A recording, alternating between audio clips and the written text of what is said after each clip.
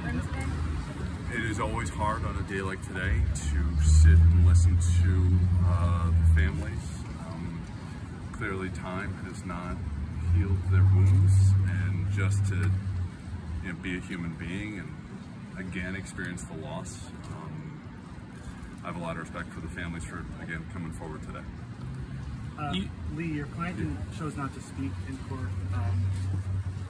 In his conversations with you, how was he feeling going into today? His words to me today were, "Can I stand up and finally say something?" And I said, "No, you may not," which is what I told the judge, is only on the advice of counsel is he not going to say anything.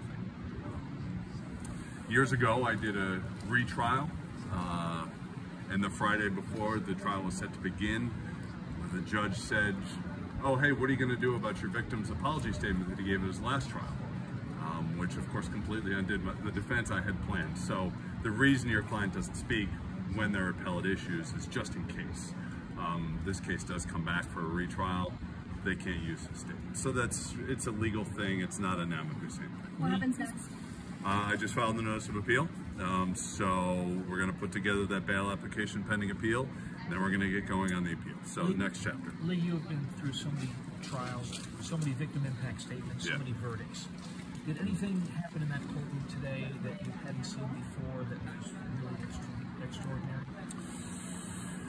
Well,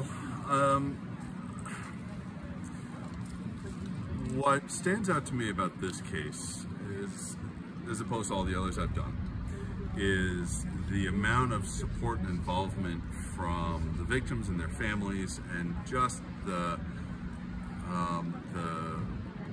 state police. This has been really a team effort to get it to this point. So again, I'll join with the families and say I want to thank the state police, the district attorney, Mr. Wrench, for their professionalism. So I always applaud that because these situations are hard enough. That really stood out to me today. Will Mr. Hussain think about how his life would be much different now if Judge Bartlett had not retired? Yeah, but look, things happen for a reason. So there's nothing we can do, and we had Judge Lynch here, and we'll move forward. What is your client hoping for and looking forward to during this appeals process? Well, we are obviously trying to get him out on bail pending appeal. We were going to file last week. We decided to be deliberate and take our time because it can be filed at any point. So maybe we'll get him out over the next few weeks, but now we're going to work on the appeal as quickly as possible to get it filed and to have it heard. But even if we're going as fast as we can, it's going to take a couple months. Obviously a difficult day, the day of the verdict. 2 weeks later, here today, has Nauman's outlook changed at all? Obviously. The Friday before the verdict, I had a very frank and honest conversation with him and his family about how maybe this was his last weekend of freedom. So you mentally prepare for something like that as best you can, but I think once you are taken into custody, then it really changes.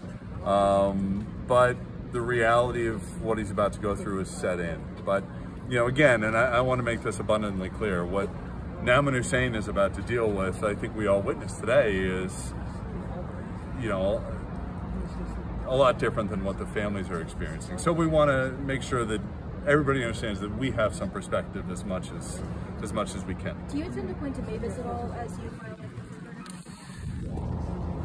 So the appeal is going to be a focus on what happened in the trial. So obviously we have some legal disagreements that the judge chose not to instruct the jury about third-party liability.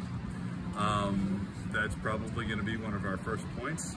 And it's my hope that the trial record helps explain that to the appellate courts, because they can sit and go over the whole thing and be more deliberate. But yeah, that's our hope going forward. Okay? Thank you.